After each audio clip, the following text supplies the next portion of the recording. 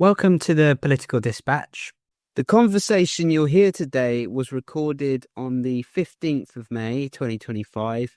Since we started preparing for this episode, a number of circumstances have changed on the ground. The 11-week blockade of Gaza by Israeli forces has lifted to some degree to allow humanitarian aid in.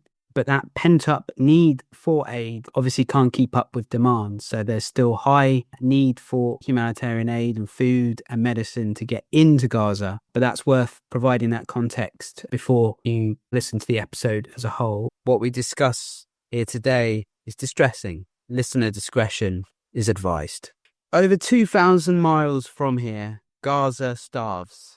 According to the UN, in less than 48 hours at the time of recording, 14,000 children are likely to die from malnutrition, starvation, and dehydration if sufficient aid is not allowed through the Israeli blockade.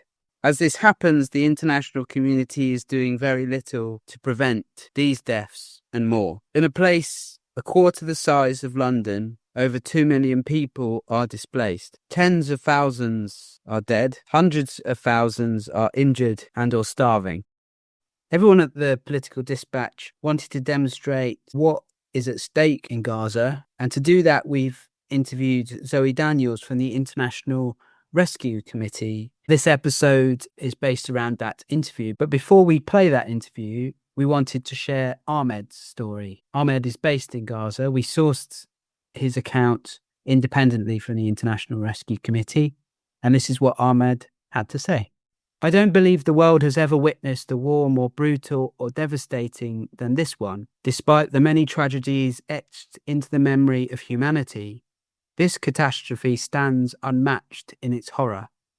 Never before has an entire population been besieged under relentless bombardment, starvation, and the total collapse of basic human necessities for over a year and a half, without a single option for escape or safe haven to turn to. No borders have been open to us, not even a moment to catch our breath. What makes this even more painful is that the siege has not been imposed solely by our enemies, but also by those who share our faith, our blood, and our Arab identity. We are utterly alone, facing the ugliest face of humanity, enduring suffering in silence, and confronting death with dignity amid a global silence that borders on complicity. In today's episode, I speak to Zoe Daniels of the International Rescue Committee, the IRC, who have a team based on the ground, providing vital support. Hi, Tom. I'm Zoe Daniels. I'm the country director for IRC, Occupied Palestinian Territory, for the International Rescue Committee. Great, thank you very much. And could you describe the work of the International Rescue Committee globally, if people aren't aware of what it is and its sort of main missions? Absolutely. So the International Rescue Committee, IRC, we're a global humanitarian organisation.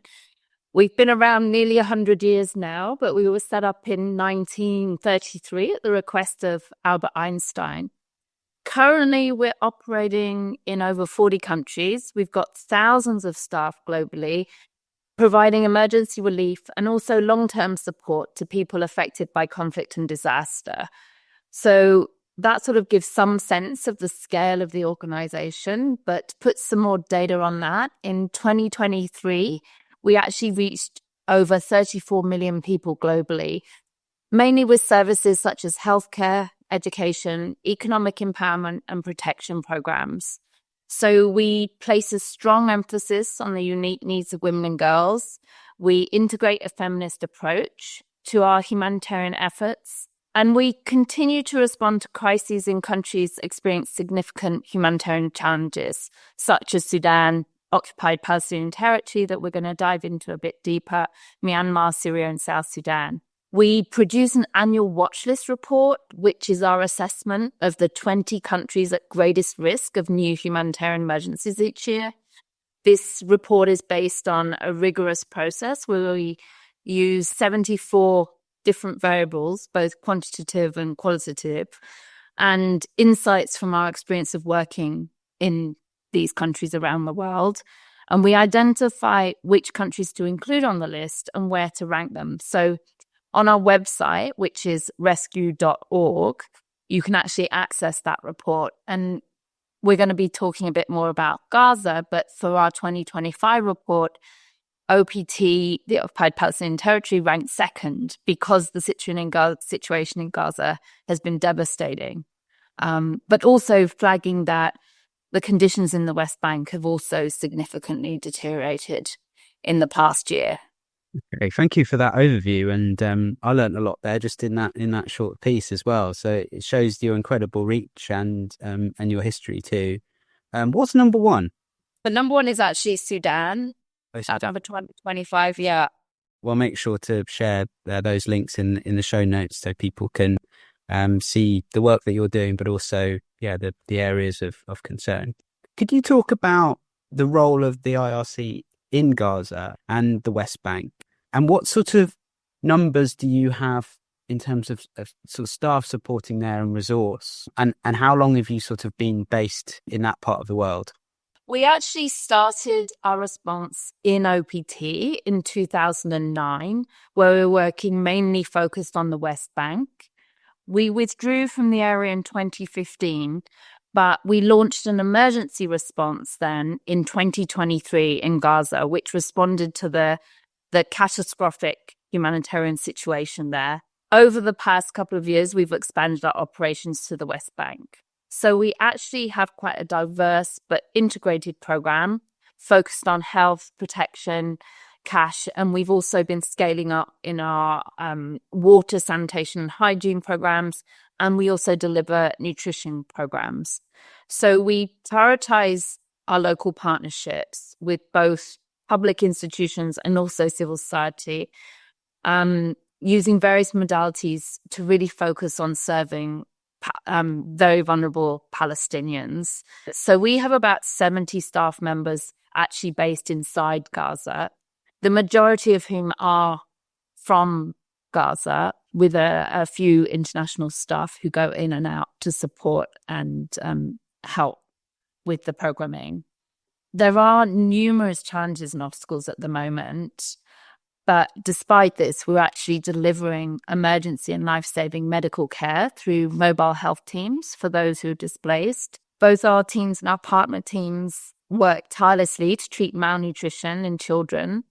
We provide mental health and psychosocial support to those suffering from acute trauma, and we provide specialized protection services, which includes case management and also support for unaccompanied or separated children. We provide various goods such as critical medical supplies and pharmaceuticals, food parcels. We deliver clean water. We provide hygiene kits, various supplies that when we're able to bring them in.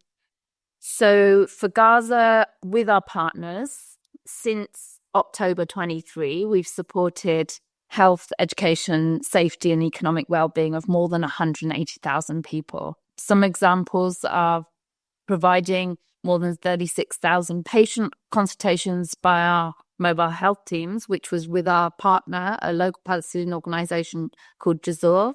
We've procured and delivered 46 metric tons of pharmaceuticals and medical supplies. We've deployed about a dozen emergency medical teams to provide emergency medical treatment, psychosocial support services for 9,000 children through our partnership with ANIRA. We've supported more than 3,500 households with food delivery in partnership with TONE and the Agriculture Development Association. And we're delivering at the moment 30,000 litres of drinking water each day. So that's serving 17,000 people a day with an average of 3 litres a person. As well as that, that was all in Gaza. As well as that, we're working on the West Bank with our partners Gaza and Medical Aid for Palestinians, where we've got a program where we support emergency preparedness for health services in the West Bank. That's sort of a brief overview of our programming there. From that, there's a lot of partnerships on the ground as well. So a lot of people often might think it's lots of people coming from the outside being involved, but actually there's a lot of sort of partnership working as well within the countries that you work with? Absolutely. I mean, at the IRC, we firmly believe that the people that are affected are the ones best placed to understand their needs and to support themselves as much as possible. There are very strong civil society organizations in OPT, and although we do deliver services directly as well, we also work with local organizations to ensure that our programs are fit for purpose, are contextually appropriate, and we're helping build that capacity within the territory where we're working. And could you give listeners an idea of how many people live in Gaza and the size of the territory as well? Gaza is currently over 2 million people. It's an area of approximately 365 square kilometers. That might not mean much to people, but if you compare Gaza to London, for example, Gaza is 1/4 the size of London, but it has a very similar density of population. So the population density is roughly it's over 5,000 individuals per square kilometer. So it's a very densely populated area, but that is for the totality of Gaza. But if you think about where we are at the moment, the people of Gaza are really only able to access less than 30% of the territory. According to the UN, around 71% of Gaza is under Israeli displacement orders or within the Israeli-declared military zones. So that means people are restricted to even smaller areas where they live in, for example, displaced people camps, and they really can't access that larger area of Gaza. That's not necessarily a stat we often hear, actually. So I'm glad you shared that. What was daily life like in Gaza pre-October 2023? And then, a year later, after, as the humanitarian situation worsened, and then what does that look like today? Yeah, we can talk more in depth about this situation now and comparing it to pre-October 2023. So before October 23, life in Gaza was already very difficult. So for the previous 17 years, there's been a blockade on goods and people moving in or out freely. So for people living in Gaza, jobs were hard to find. Electricity was only available for a few hours each day. And the majority of the water supply was unsafe to drink. The economy was weak, jobs were scarce. People depended on international aid even before October 23, just to meet their basic needs. There's also been multiple rounds of violent conflict. So there was a war in 2008 to 2009, in 2012, 2014, 2021. And each of these escalations in conflict caused thousands of deaths, widespread destruction, and there's a lot of deep psychological trauma as this has been going on for multiple years, and particularly amongst children. So with each war or conflict, this worsened the living conditions, and each time the territory had to rebuild, which was extremely challenging. So even pre-October 23, people were living under enormous pressure. It's been described as one of the world's most densely populated, but also the most heavily restricted areas in the world. The events of 7th of October 23, there was a deadly attack by Hamas and other armed groups on southern Israel. And following that, the Israeli military launched a major air and ground campaign in Gaza. And over the next 18 months to where we are now, really, life in Gaza has become much worse. So according to the UN, tens of thousands were killed in the first year and more than 100,000 have been injured. Many have been seriously injured, left with permanent disabilities. Around 90% of Gaza's residential buildings, so people's homes, have been destroyed. Schools, hospitals, bakeries, for example, have also been destroyed. And more than 2 million people, half of which children, have been left without enough food, clean water, medicine, or shelter. The health system's collapsed, and even humanitarian aid and humanitarian actors has been blocked or attacked. Aid workers have been killed. Trucks carrying food and medicine have not always been allowed through. And life has really shifted from already being difficult to almost impossible. You know, if we take a snapshot of where we are now, here in May 2025, the situation is even worse. I mean, again, quoting the UN, they report that over 52,000 Palestinians have been killed, and almost half of those identified fatalities have been women and children. Almost 120,000 injured, and about, as I said, about 2 million people have been forced from their homes. Many of those people are now living in tents or in the ruins of destroyed buildings, putting their bedding down or their tents down on the rubble of their homes or other destroyed buildings. There's Israeli airstrikes ongoing, and even though aid has been completely blocked for more than 2 months, we're over 70 days of blockage of all commercial and aid supplies into Gaza, and that's really caused a very devastating humanitarian situation. There's currently no food, drinking water, medicine, fuel, or shelters entering Gaza. It's been more than 18 months of conflict, and now the civilian population has really limited access to the basics needed to survive, and those supplies are running out. So this is really the worst situation that conditions have been throughout this last escalation since October 23. UN is reporting child malnutrition cases in northern Gaza had doubled in the last month. More than 90% of the population have high levels of acute food insecurity. There's a threat of widespread famine unless food supplies are allowed to enter. And, there's a rapidly increasing concern of famine.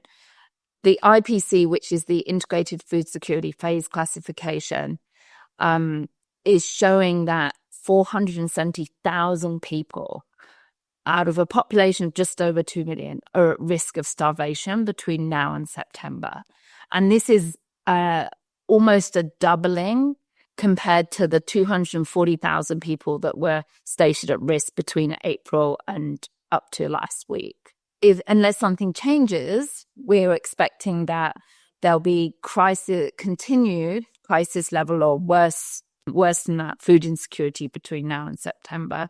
This all has a huge physical and mental health impact on people in Gaza, particularly after this more than a year, like 18 months of relentless war, often multiple displacements of people. When you look at the humanitarian support and response, since October 23, more than 400 aid workers and over 1,000 health workers have been killed in Gaza. For example, back in early April, 2 of our medical staff from our Palestinian partner, Jazor, which I mentioned previously, Jazor for Health and Social Development, were killed in an Israeli airstrike on Gaza City. It was a doctor and a nurse. They were returning from work at a IRC-supported medical point when they were killed in an airstrike. So prevented from providing that essential medical treatment that they'd been giving. Since October, 15 Palestinian staff of our partners in Gaza have been killed in total. So most hospitals can no longer function. Unfortunately, people can't get treatment for even basic illnesses. Those of us that are still operating, we're struggling to get the supplies in because of this situation of the borders being closed. But even when the borders are open, the roads are destroyed. There's ongoing violence and security problems. Yeah, so comparing what it was before October 23, when life was very limited and restricted, but people still could access the things they needed to live. 1 year into the war, Gaza became a disaster zone. And now, after 18 months, is facing a complete humanitarian collapse. So what we really need is a ceasefire and major international help to ensure that many more lives are not lost. It's not just the war that's ongoing. People of Gaza are facing this hunger, homelessness, and breakdown of all the systems they depend on. So a really tragic picture, really difficult for everybody in their day-to-day. A lot of people will be listening to this who perhaps didn't necessarily realise the full extension or have turned sort of the other way in many ways, I think. Over the years, we've been faced, particularly since the pandemic started, with quite overwhelming situations around the world. What ways can members of the public support the work that you do? What are the methods they can use to get to support you? Well, we have our website, rescue.org, where people can really learn more about what we're doing in the occupied Palestinian territory. It also obviously includes the rest of the work we do in the Middle East and North Africa, but also globally. Donations, if people are able to, that generous support really does make an impact on the ground, the people of Gaza. I previously mentioned the watch list, which people can also find on our website. I think it's important that people really understand the situation of Gazans. They're selling what little they have left for just one meal. Families do not have enough to eat. Children are going to sleep hungry. It's really a very, very painful situation that continues that just goes on. Is there any other final thoughts that you have that you'd like to say, or anything that you feel like we've missed out, or any other final thoughts? I think it's important to hear from the people in Gaza and from our colleagues there, from the IRC staff there. So, I have a quote from one of our team where they're saying that life in Gaza is no longer livable. There is no food, no cash, no means of survival. Markets are almost empty. Basic items like flour, rice, and oil, if found at all, are being sold at exorbitant prices. Bread, which was once a symbol of dignity and simplicity, is now a distant dream. This particular staff went on to say that she's facing the very real threat of famine. Her children wake up and say, "Mama, we want to eat. We want bread. We want to live like other children." I stand there helpless, searching for an answer, but there's nothing. Thank you for sharing that, Zoe. You're welcome. This has been a really important conversation, and I really appreciate your time and all the work that you and your team do and everyone on the ground. Well, thanks a lot for your time. Thanks for helping to publicise the situation on the ground there. You've been listening to The Political Dispatch. My thanks to Zoe Daniels and the team at the International Rescue Committee for speaking to me. Whatever your political position on Israel and Palestine and the two-state solution, what is happening in Gaza and the West Bank is truly barbaric and catastrophic. We at The Political Dispatch echo the IRC and many others calling for an immediate ceasefire and for aid to be allowed inside Gaza in its entirety. My name is Tom Spare. This has been The Political Dispatch, a Be the Change Media Network production. Thanks for listening.